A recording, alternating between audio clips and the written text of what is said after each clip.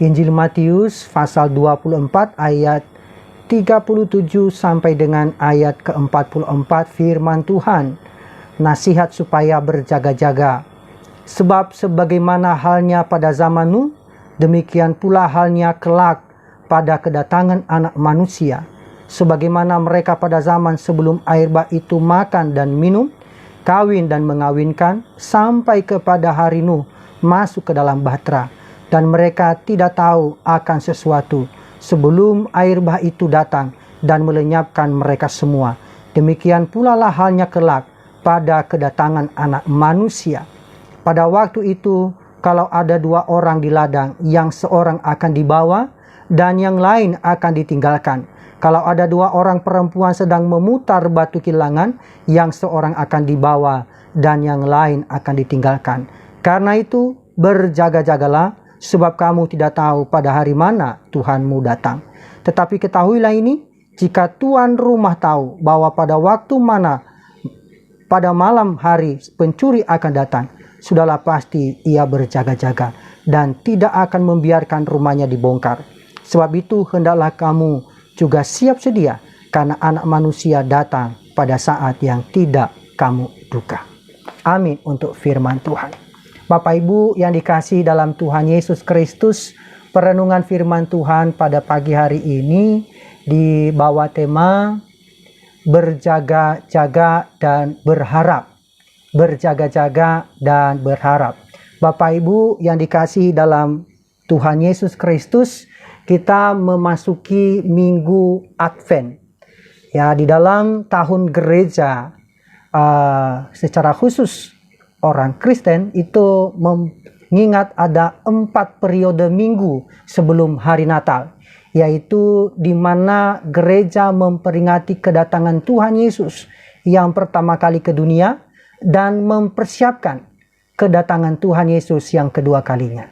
Nah, masa Advent itu dimulai antara tanggal 27 November dan 3 Desember. Dan di tahun 2023 ini, Advent itu dimulai tanggal 27 November. Pada minggu yang lalu kita sudah mengingat dalam tahun gereja itu mengingat tentang hidup, memperingati hidup yang kekal. Maka di beberapa tempat, di beberapa daerah, ya keluarga-keluarga yang sudah berpisah dengan keluarganya yang sudah meninggal, mereka ziarah ke kuburan, mereka membersihkannya sebagai peringatan bahwa ada saat dan waktunya di mana Tuhan juga akan tiba kepada kita masing-masing.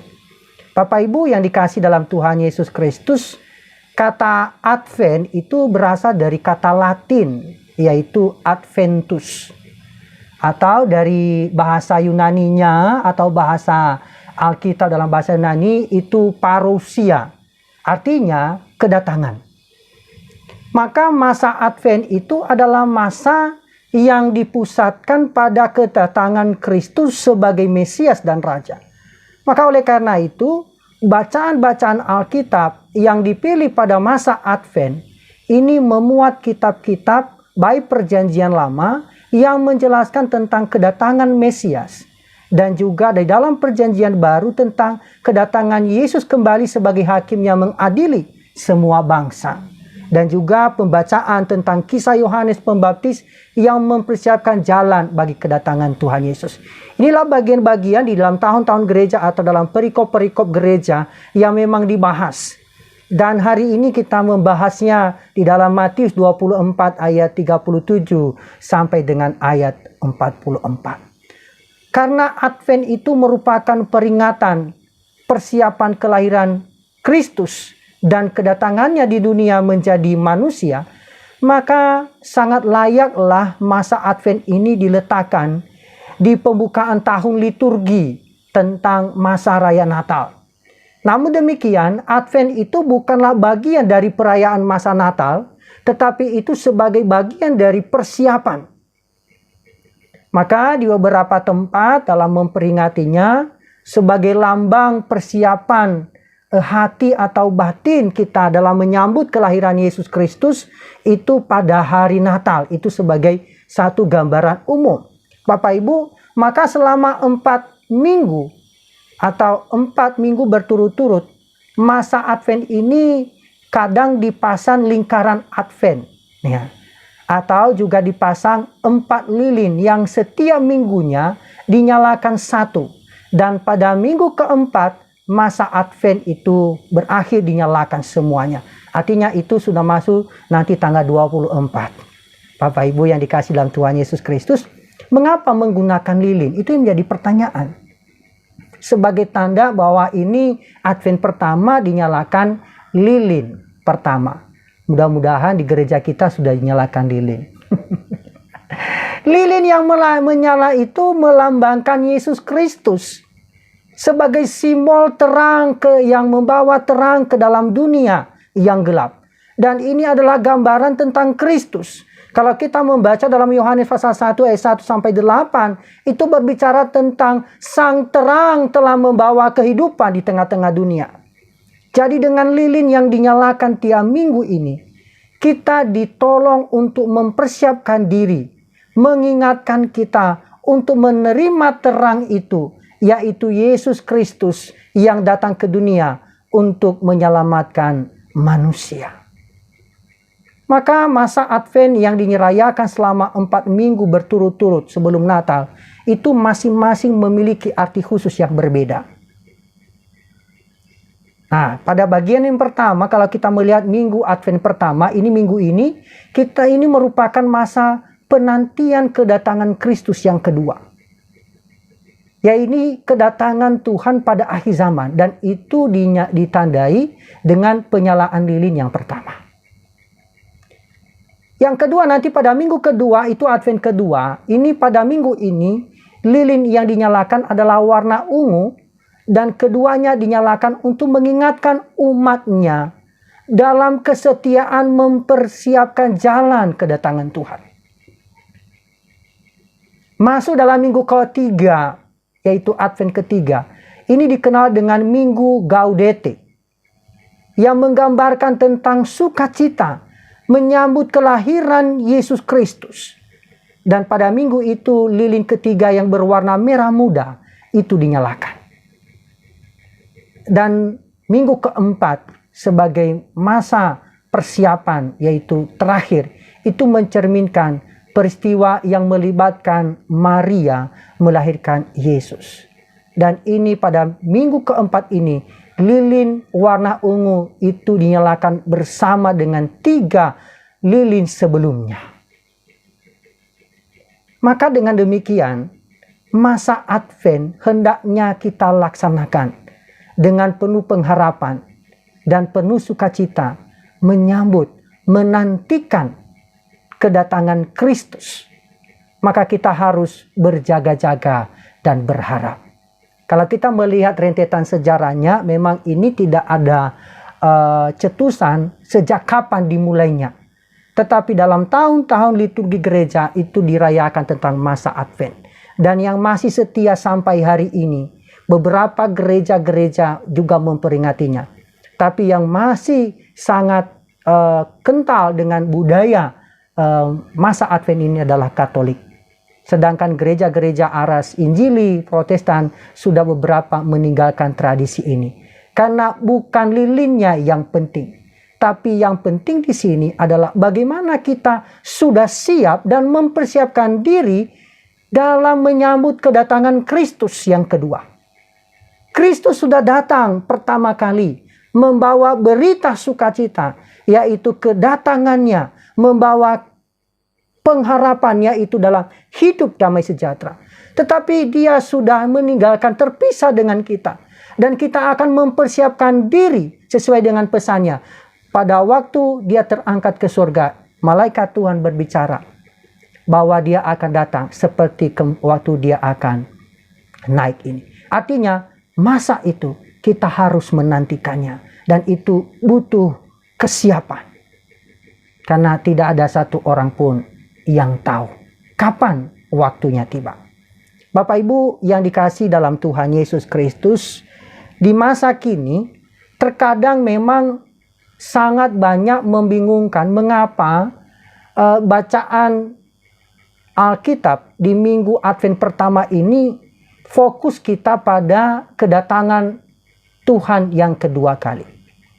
Kalau kita memahami dengan benar, maka masa Advent atau liturgi Advent dalam kedatangan kedua kali sebenarnya mengingatkan kita bahwa pekerjaan kedatangan Yesus pertama itu belumlah selesai. Yesus yang sudah bangkit memerintah gereja untuk melanjutkan kesaksiannya sampai kedatangan yang kedua. Jadi sebenarnya tugas saudara dan saya, baik secara organis pribadi masing-masing kita dan juga secara komunitas organisasi, diberikan perintah oleh Tuhan untuk menjadi kesaksian yang hidup di tengah-tengah umat manusia. Ini dalam Matius 28 ayat 16-20. Untuk memberitakan tentang kesaksian Yesus yang sudah mati, bangkit, dan hidup kembali, dan akan datang. Dan dia memberikan jaminan. Kalau kita membaca di dalam Injil Matius, maka bagian ini sepertinya Matius memiliki orientasi fokus pembicaraannya tentang akhir zaman. Dan itu bersifat nubuatan atau apokaliptik atau sesuatu yang tersembunyi. Ya, kita meyakini bahwa sejarah itu terbagi menjadi dua zaman kalau kita melihat bagian ini. Ada zaman sekarang yang jahat, yang segera digantikan oleh Tuhan dengan zaman yang baru yang disebut dengan kehidupan yang akan datang, yaitu hidup dalam kekekalan. Dan masa itu ditandai dengan kehadiran penyesatan, ya, kehadiran banyak ajaran-ajaran sesat, bahkan munculnya penyembahan berhala, ada dosa, ada ketidakadilan, ada eksploitasi, bahkan ada penyakit-penyakit yang mengerikan, ada permusuhan antara alam, antara manusia dengan manusia, ada kekerasan dan ada kematian. Ini adalah tanda-tanda yang mengingatkan bahwa akan tiba saatnya Tuhan akan datang kembali. Era baru itu ditandai dengan pemerintahan Allah yang penuh dengan kuasanya bersama dengan malaikat.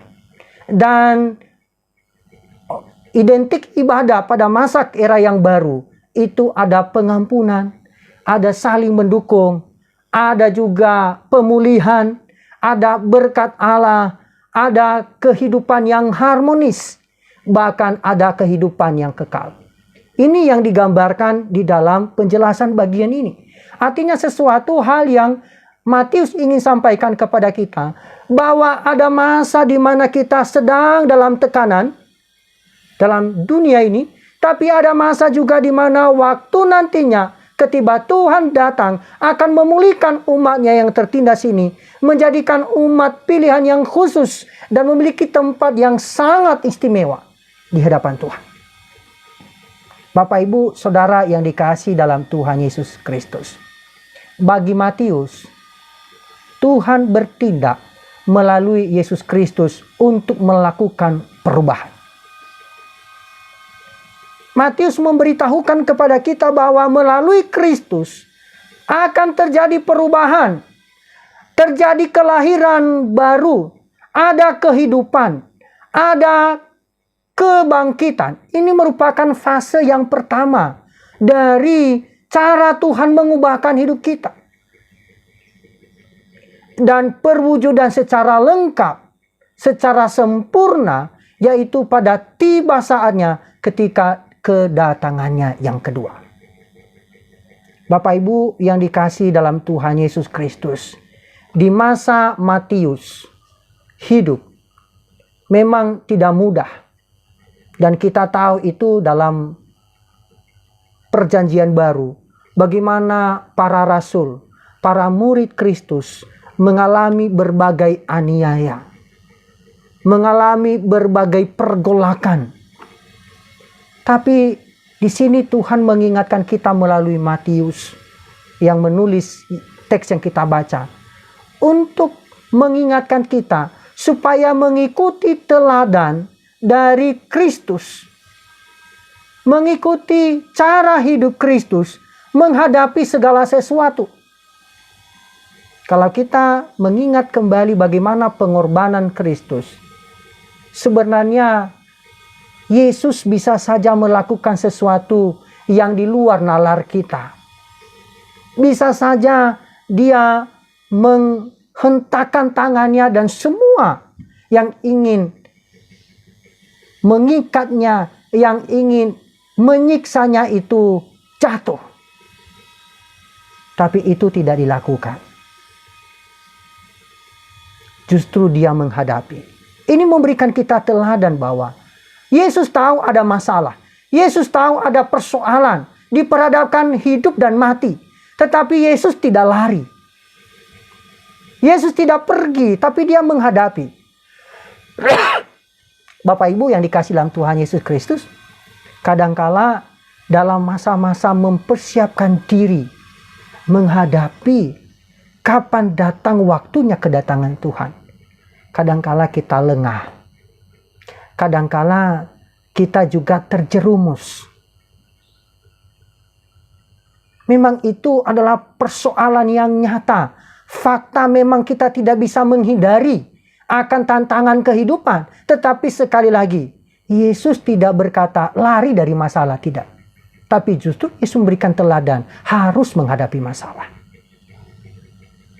Maka kita harus berjaga-jaga. Di saat berjaga-jaga juga ada harapan di dalamnya. Terus berharap kepada Tuhan. Bapak Ibu yang dikasihi dalam Tuhan Yesus Kristus. Kalau kita membaca di dalam Matius 24. Ayat yang pertama sampai ayat yang 31.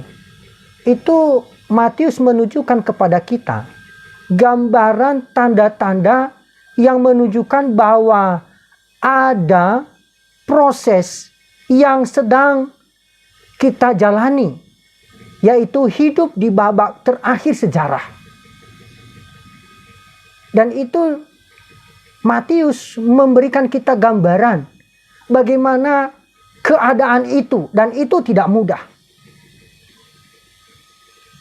Dan di ayat yang ke-32 sampai ayat 44, di situ Matius menggarisbawahi bahwa kamu tidak tahu, kamu tidak dapat mengetahui secara pasti waktu terjadinya hal yang terakhir itu. Maka kita harus memberikan kesaksian dengan intens bagian ini. Bahwa ini tidak mudah, sesuatu yang misteri, sesuatu yang memang tidak bisa ditebak kapan waktunya. Karena kita tidak tahu kapan waktunya, maka kita harus berjaga-jaga. Kalau kita melihat dalam Matius 25 ayat 1 sampai 46, di situ juga Matius menceritakan ada 4 perumpamaan yang sangat terkait untuk mengarahkan kita sebagai komunitas menuju kepada kualitas hidup yang memang dibutuhkan. Dan di ayat 36 yang bagian kita baca, dikatakan bahwa gambaran bagaimana kedatangan Tuhan itu, malaikat maupun Yesus tidak dapat mengetahui kapan tepatnya hari terakhir akan terjadi. Tapi di garis bawah di situ hanya Tuhan yang tahu. Bapak Ibu, maka masa Advent itu mengingatkan kita bahwa kita harus tetap berjaga-jaga. Kita harus tetap mawas diri. Kita harus tetap siap sedia. Kapan saja, bisa saja hari ini, bisa saja detik setelah ini, bisa saja besok atau kapan saja, tiba-tiba Tuhan datang. Walaupun ada beberapa penafsiran, para teolog mencoba mereka-rekakan pada waktu zaman atau tepatnya tanggal kedatangan Tuhan. Tapi jelas Alkitab berbicara kepada kita, tidak ada seorang pun yang tahu. Bapak Ibu yang dikasihi dalam Tuhan Yesus Kristus. Matius 24 ayat 37 sampai 44. Ini memperkuat gagasan kepada kita bahwa kita harus siap. Bersiap itu berarti terus melakukan apa yang Yesus ajarkan. Tentu di sini dia memberikan kita perintah tadi di dalam Matius 28 ayat 16 sampai 20. Pergilah dan jadikanlah semua bangsa muridku. Itu tugas kita, menjadi kesaksian yang hidup. Selama masih belum waktunya Tuhan datang, maka tugas kita harus tetap siap dan bersiap, berjaga-jaga dan mawas diri. Maka ini membutuhkan komitmen. Membutuhkan intensitas kita, keaktifan kita, proaktif kita dalam mengikuti cara Tuhan bekerja. Tentu ini tidak mudah. Bagaimana kita memahami cara kerja Tuhan? Caranya hanya melalui firman-Nya. Firman-Nya lah yang mengingatkan kita bagaimana kehendak Tuhan itu dilaksanakan. Bagaimana yang Tuhan ajarkan itu kita terapkan. Maka sebagai orang-orang percaya, komunitas orang-orang yang percaya kepada Yesus Kristus, maka harus mempersiapkan diri untuk kedatangan Kristus yang kedua kali. Tidak perlu melakukan hal-hal yang khusus. Contohnya ada beberapa golongan tertentu, aliran tertentu, mereka meninggalkan rumahnya, mereka meninggalkan sawahnya, ternaknya, mereka berkumpul di satu tempat, tidak makan dan minum. Itu juga sesuatu hal yang salah. Tapi di sini kita harus sambil melayani Tuhan, bekerja, juga harus berjaga-jaga. Di sambil berjaga-jaga, terus juga harus berharap kepada Tuhan. Maka dalam mengingat tahun gereja, liturgi gereja dengan masa Advent ini, maka penting sekali untuk tetap setia melakukan apa yang Yesus katakan. Bapak Ibu yang dikasihi dalam Tuhan Yesus Kristus, alasan utama kenapa kita harus berjaga-jaga dan berharap. Yang pertama, karena manusia tidak tahu pada hari mana Tuhan itu datang. Tidak ada satu orang pun yang tahu di ayat 42. Dan kalau kita membandingkan teks yang paralel ini dalam bandingkan dengan Lukas pasal 17 ayat 26 sampai 36. Di situ menjelaskan bahwa kedatangannya tidak ada satu orang pun yang tahu. Itu merupakan satu rahasia yang hanya bisa kita lakukan adalah mempersiapkan diri, menantikan kedatangannya. Maka pemazmur mengatakan, aku menanti-nantikan kedatangan Tuhan. Dan itu menantikan kedatangan Tuhan. Menanti itu kan bukan sesuatu yang baik ya. Itu biasanya menunggu atau menanti itu merupakan pekerjaan yang membosankan. Iya kan? Tapi pagi ini kita diingatkan. Justru menantikan kedatangan Tuhan itu tidak boleh ada kata bosan. Tapi harus terus dan terus dan terus menanti dan siap sedia.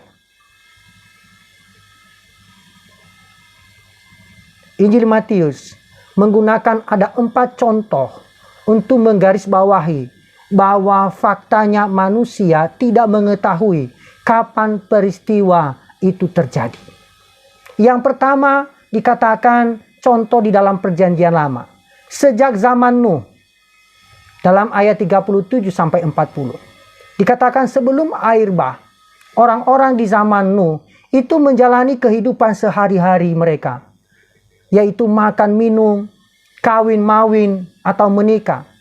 Namun mereka tidak tahu tentang apa yang akan terjadi di masa yang akan datang. Sampai tiba di mana air bah itu datang. Hanya satu yang sudah diingatkan. Itu pun juga dia tidak tahu. Dikatakan persiapkan saja air perahu, bahtera. Dan dengan ketaatannya Nuh melakukan itu. Karena mereka tidak siap, maka mereka mengolok-olok Nuh pada masa itu. Ah, ini orang bodoh. Masa bangun bahtera di atas gunung? Besar lagi. Iya kan? Lebih parah lagi masa binatang-binatang dimasukkan dalam bahtera. Itu terjadi karena apa? Karena tidak siap. Bapak Ibu, kadang-kadang dalam perjalanan iman kita, ketika kita terus setia kepada Tuhan, bersandar kepada Tuhan, tidak sedikit ada olokan, ada ejekan, ada penghinaan terhadap iman kita. Tetapi yakinlah bahwa ketika tiba saatnya, waktunya tiba, kedatangan Tuhan, semua akan melongo. Dan semua sudah terlambat. Itu yang terjadi. Gambar yang diceritakan oleh Matius tentang di perjanjian lama, yaitu di zaman Nuh. Tentu kita tahu itu di dalam pasal 6, dalam kitab Kejadian sampai pasal 8, itu merupakan cerita yang menarik perhatian. Bahkan menarik kehidupan banyak orang yang tidak setia pada generasi di zaman Nuh. Dan situasi yang serupa juga terjadi pada generasi Matius. Mereka tidak siap. Maka Matius mengingatkan. Dan kita bersyukur hari ini kita diingatkan supaya kita tetap siap sedia. Berjaga-jaga, siap sedia, dan terus berharap. Contoh yang kedua yang kita baca dalam teks ini adalah 2 orang di suatu ladang yang sedang bekerja. Tiba-tiba ada yang diambil dalam ayat 40. Ada keterpisahan. Mereka sedang bekerja, yang satu diambil, yang satu ditinggalkan. Contoh yang ketiga, ada 2 wanita yang sedang makan bersama. Sedang bercengkrama, menikmati kehidupan. Satu diambil dan satu ditinggalkan. Di ayat 41. Yang menjadi pertanyaan, kemanakah pekerja yang di ladang dan perempuan itu di bawah? Alkitab jelas memberitahu kita bahwa ketika orang-orang yang dengan setia menantikan kedatangan Tuhan, yang tidak berubah imannya, yang tetap teguh, mereka diangkat, dibawa kembali bersama dengan Tuhan. Bapak Ibu yang dikasihi dalam Tuhan Yesus Kristus, memang bagian ini ada banyak pemahaman teologis tentang kedatangan Tuhan di zaman akhir. Ada yang mencoba menghitungnya secara detail. Ada juga yang mengatakan bahwa kita tidak tahu. Tapi yang kita tahu di sini, di dalam Matius secara khusus, secara umum dia memberikan kita bahwa seharusnya setiap orang itu tetap setia. Yang perlu dilakukan adalah berjaga-jaga dan siap sedia. Karena segala kemungkinan itu Tuhan akan datang dan tidak ada yang mengetahui. Dan gambaran yang keempat contoh di sini adalah seperti pemilik rumah yang tidak mengenal kapan dan di mana datangnya pencuri. Seandainya tuan rumah tahu kapan dan tiba pencuri datang ke rumahnya, dia akan waspada. Dia akan pasang segala perangkap. Tapi pencuri kan tidak berteriak, "Hei, aku datang ya, mau mencuri rumahmu sebentar, mau bongkar rumahmu." Gak bilang begitu kan? Waspada ya, pasang jerat ya. Enggak juga. Seandainya penghuni rumah memiliki informasi bahwa pencuri itu datang, maka dia akan tetap berjaga untuk mencegah ada orang yang membobol rumahnya. Maka dia harus tetap berjaga. Tapi di sini, dalam bagian firman Tuhan ini, kita tidak diberitahu kapan waktunya. Tapi kita diberitahu bahwa dia akan datang. Itu merupakan kepastian. Malaikat Tuhan mengingatkan, ketika kamu melihat dia terangkat, hal yang sama juga terjadi, dia akan datang kembali. Maka kalau kita melihat dari sudut pandang Matius, bagaimana mengajarkan kita mempersiapkan diri menyambut kedatangan yang kedua. Matius mengingatkan kita bahwa tidak ada satu manusia pun yang mengetahui kapan kedatangan kedua kali itu akan terjadi. Maka bagaimana untuk mempersiapkan, menantikannya, harus terus mempersiapkan diri. Melalui apa? Terus bersaksi, melayani Tuhan, mengandalkan kuasa Tuhan. Alasan yang kedua mengapa kita harus tetap berjaga dan berharap. Karena ada masa, ada keterpisahan. Ada masa, ada keterpisahan. Yang satu diangkat, yang lain ditinggalkan. Bapak Ibu, tidak selamanya kita berada di tengah-tengah dunia ini. Amin. Adakah yang tahu kapan harinya akan berakhir? Tidak ada yang tahu. Maka kita harus tetap berjaga-jaga dan berharap. Beberapa waktu yang lalu, teman kami yang melayani di Sumatera, orangnya sehat, gemuk, tapi Tuhan tiba pada waktunya, Tuhan panggil. Tentu kita berkata, oh Tuhan, kenapa terjadi seperti ini? Tuhan sudah mengingatkan. Kita harus tetap berjaga, bersedia, dan siap-siap. Karena ada masa di mana ada keterpisahan antara yang hidup dengan yang mati. Di dunia ini hanya satu kepastian yang kita bisa pegang, yaitu kematian. Semua orang menghindari kematian, tapi itu sesuatu yang pasti. Tapi melalui firman Tuhan, kita diingatkan memang akan terjadi keterpisahan, mengalami kematian secara jasmani. Tapi ada waktunya kedatangan Tuhan yang kedua, itu juga pasti akan mengalami yang namanya kehidupan kekal. Maka kita harus terus mempersiapkan diri. Karena mengapa? Kita tidak menikmatinya sekarang, tapi kita akan menikmatinya ketika kita akan bertemu muka dengan Tuhan. Bapak Ibu yang dikasihi dalam Tuhan Yesus Kristus. Alasan yang ketiga, kenapa kita harus berjaga-jaga dan berharap. Karena semua pada akhirnya akan ditinggalkan. Karena itu siap sedia. Tidak ada yang bisa kita pertahankan. Tadi contohnya, yang satu sedang bekerja, sedang berdua, yang satu diambil, yang satu ditinggalkan.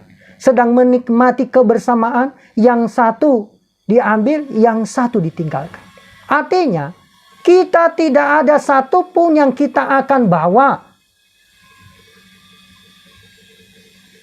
Maka pesan firman Tuhan dalam minggu Advent pertama ini mengingatkan kita supaya kita harus berjaga-jaga dan berharap.